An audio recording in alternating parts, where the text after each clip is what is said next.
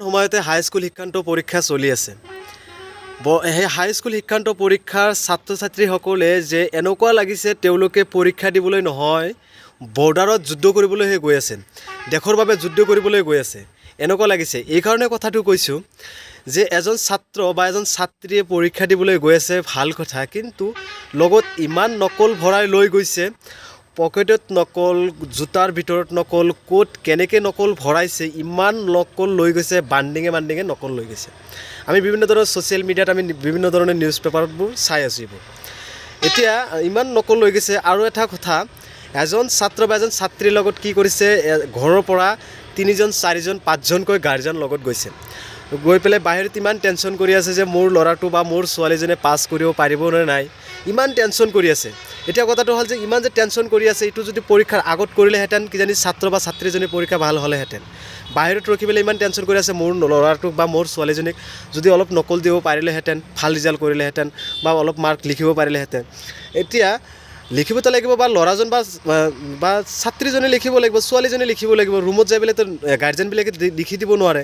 এতিয়া পৰীক্ষাৰ দিনা 4-5জনকৈ লগত যাব পাৰিছে এজন ছাত্ৰ বা ছাত্ৰীৰ লগতে, কিন্তু ঘৰত এজন ছাত্ৰী বা ছাত্ৰীয়ে কি কৰিছে, পঢ়িছেনে নাই ভালদৰে, বা ঘৰত কি কৰিছে, মোবাইল চাই আছে নে কি কৰিছে, সেইবোৰ চোৱাৰ সময় নাই, সেইবোৰ চাব নাযায়। কিন্তু পৰীক্ষাৰ দিনা কি কৰিছে, ইমান টেনশ্যন কৰিছে নহয় যে লগত 3-4জনকৈ গাৰ্জেন গৈ পেলাই বাহিৰত ৰখি আছে এই নকল দিয়াৰ কাৰণে।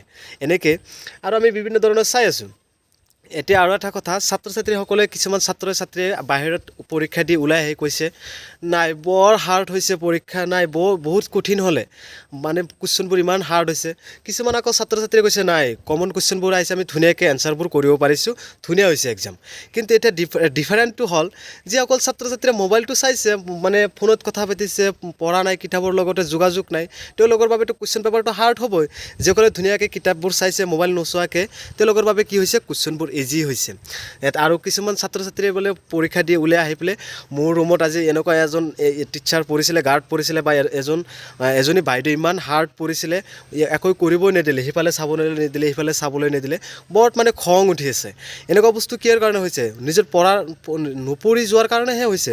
যিসকল ছাত্ৰ ছাত্ৰীয়ে ধুনীয়াকৈ পঢ়ি গৈছে ঘৰত, তেওঁলোকৰ বাবেতো কুৱেশ্যনবোৰ ইজি হৈছে, তেওঁলোকে ধুনীয়াকৈ পৰীক্ষা দি আহিছে। এতিয়া সকলো গাৰ্জেন এনে নহয় যে ছাত্ৰ ছাত্ৰী বা নিজৰ ল'ৰাটো বা নিজৰ ছোৱালীৰ প্ৰতি লক্ষ্য নাৰাখে, কিন্তু কিছুমান গাৰ্জেনবিলাক আছে, ঘৰত ল'ৰা বা ছোৱালীজনীয়ে কি কৰি আছে সেইবোৰ চোৱাৰ প্ৰয়োজন নাই, কিন্তু পৰীক্ষাৰ দিনা কৈ দিব ভাল মাৰ্ক কৰিব লাগিব, ভাল ৰিজাল্ট কৰিব লাগিব, আকৌ বাহিৰত ফুৰিব, ইমান টেনশ্যন, মোৰ ল'ৰাটোৱে কি কৰিব, কেনেকৈ পাছ কৰিব, সেইবোৰ টেনশ্যন কৰিছে। কিন্তু পৰীক্ষাৰ আগত একো ষ্ট্ৰিক্ট নিদিয়ে, ঘৰত পঢ়িছেনে নাই সেইবোৰ নাচায়। সেইকাৰণে আজি এই ভিডিঅ'টো বনালোঁ।